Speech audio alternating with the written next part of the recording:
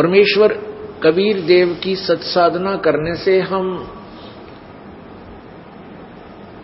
दोनों ही धन युक्त हो जाते हैं, दोनों ही धन हमें प्राप्त होते हैं।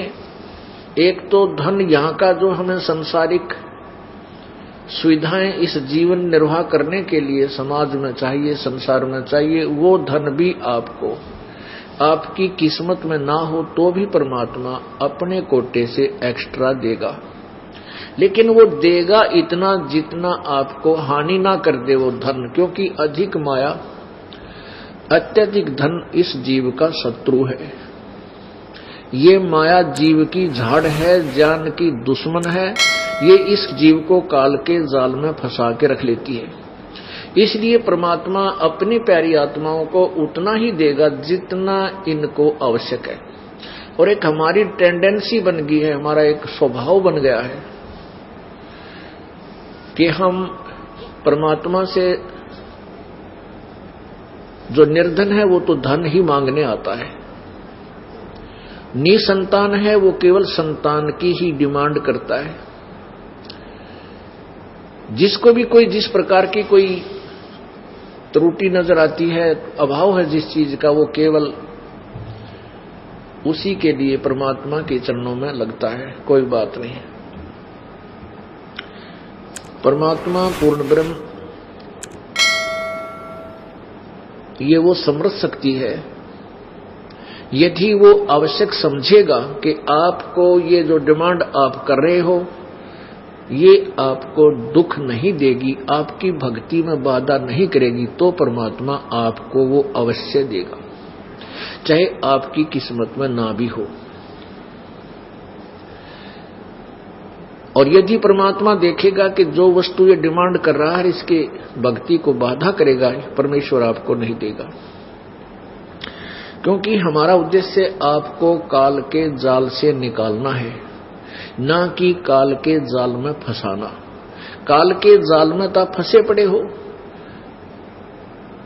और जिसके पास करोड़ रुपया है उस करोड़ में संतुष्ट नहीं, जिसके पास 10 करोड़ है वो 10 करोड़ में संतुष्ट नहीं,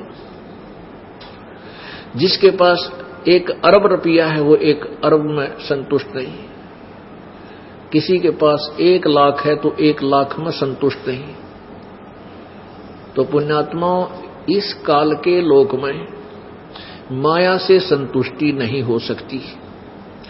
आपके पास 10 लाख रुपए होते ही ये काल, ये मन आपको 20 लाख के कर्जे के नीचे दाब देगा, कोई इसी स्कीम तैयार करवा देगा, और फिर रात में टेंशन, नींद आवे नहीं, भूख लागे नहीं, भक्ति 100 कोस चली जाती। तो परमात्मा आपको इसे आपत्ति में नहीं जाने देगा। जिस व्यक्ति को केवल सांसारिक सुख ही चाहिए, परमात्मा और मोक्ष ना चाहिए, तो बेशक मत आना यहां पर। ये अपना बेशक नोट कर लेना कहीं पर। यदि आपने जन्म मृत्यु के इस दीर्घ रोग से पीछा छुटवाना है तो ये वो विद्यालय है, ये वो हॉस्पिटल है, ये वो विद्यालय है जिसमें आपको वो शिक्षा दी जाती है जिसके आधार से आप बहुत ही उच्च पोस्ट प्राप्त करोगे, अर्थात सत्यलोक में वो सुखदायी स्थान प्राप्त करोगे, जहां जाने के बाद आपको कोई कष्ट कभी नहीं होगा।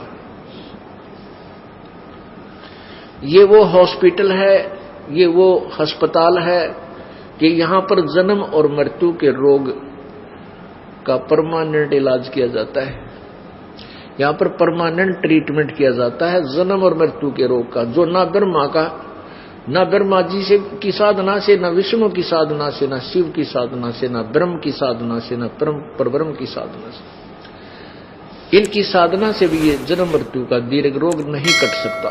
केवल परम अक्षर ब्रह्म अर्थात पूर्ण ब्रह्म सत्य पुरुष कबीर देव की साधना से, जो ये दास आपको बताएगा, उससे ही आपका ये दीर्घ रोग जन्म मृत्यु का कटेगा, अन्यथा नहीं कटेगा। और जब तक ये रोग नहीं कटेगा, यहां से आप अरबपति हो जाना, चाहे पूरी पृथ्वी के राजा बन जाना, आपके जीव पर संकट सदा बना रहेगा। क्या बताते हैं परमात्मा? सर्व सोने की लंका होती रावण से रणधीरम, एक पलक में राज विराजीव जम के पड़े